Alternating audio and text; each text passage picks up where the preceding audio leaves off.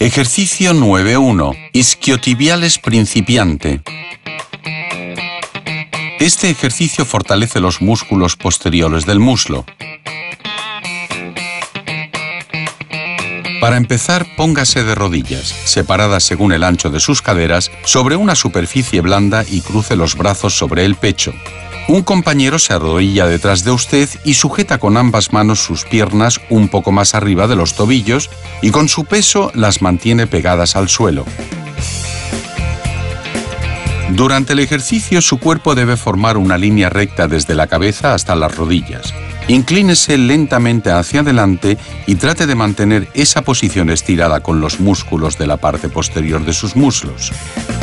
Cuando no pueda mantener más esta posición, déjese caer y aterrice suavemente sobre las manos.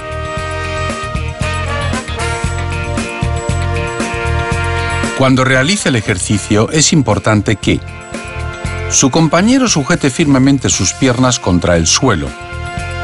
Su cabeza, parte superior del cuerpo, caderas y muslos deben formar una línea recta. No incline la cabeza hacia atrás. No flexione la cintura hacia adelante. Solamente se mueve la articulación de la rodilla. Al comienzo, realice el ejercicio despacio y únicamente acelere el ritmo si domina el movimiento. Repeticiones. Una serie, 3 a 5 repeticiones.